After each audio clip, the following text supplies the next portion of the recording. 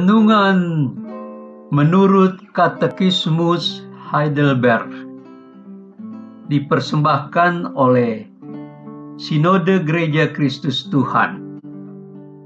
Pertanyaan ketiga.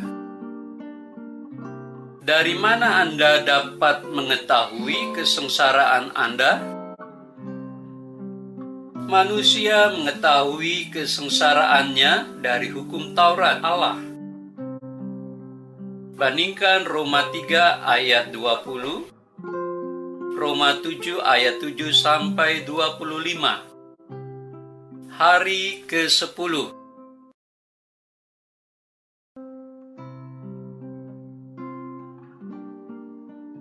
Saudara, dari manakah Anda dapat mengetahui kesengsaraan Anda sendiri?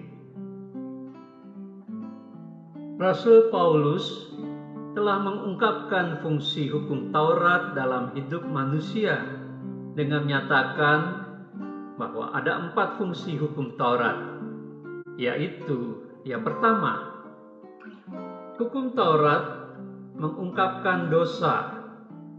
Itu terdapat dalam Roma pasal 7 ayat 7. Juga dalam Roma pasal 3 ayat 20, Paulus mengatakan, oleh hukum Taurat manusia mengenal dosa. Hukum Taurat merupakan cermin yang mengungkapkan betapa kotornya kita. Paulus tidak menggunakan istilah pembunuhan atau pencurian dalam pembicaraannya, tetapi tentang keinginan. Keinginan adalah sikap hati, bukan perbuatan lahiriah. Dan keinginan membawa kepada pelanggaran perintah yang lain, dan itu adalah dosa yang tersembunyi yang diungkap oleh hukum Allah. Dalam Roma pasal 7 ayat 7 dikatakan, jika demikian, apakah yang hendak kita katakan? Apakah hukum Taurat itu dosa?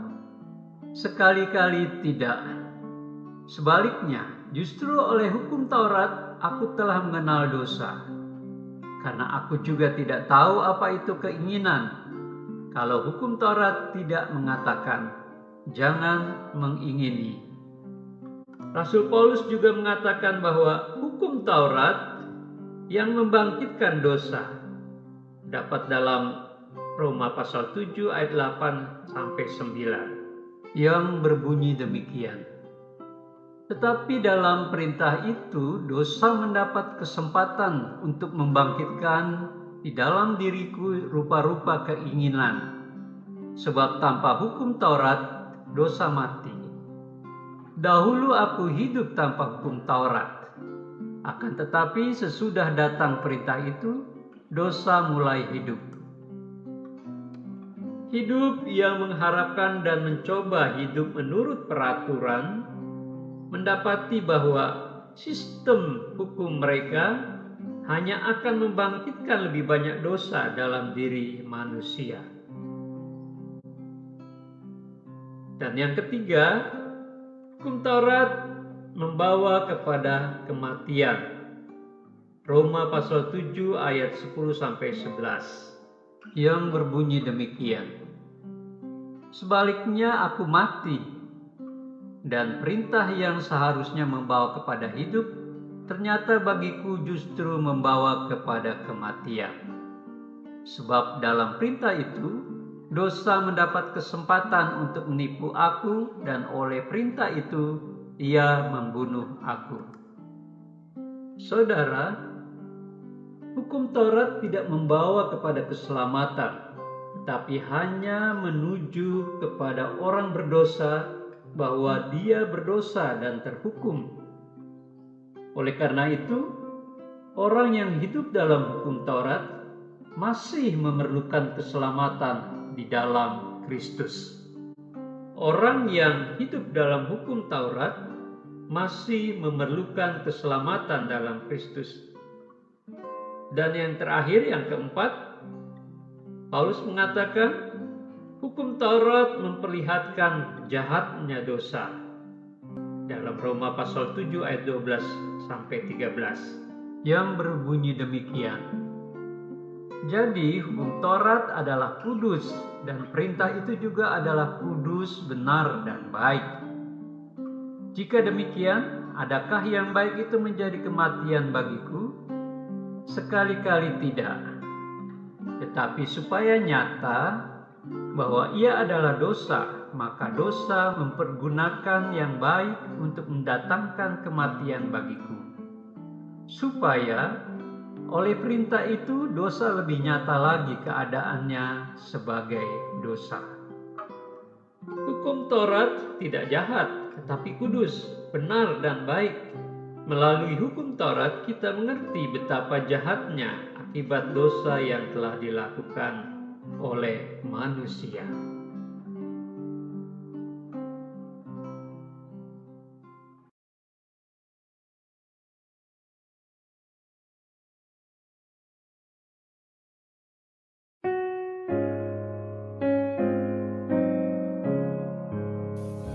Di bawah salib Yesus, ku tinggallah teduh, terlindung dalam batu karang dengan sentosa, tempat senang jika lelah dan banyaklah beban.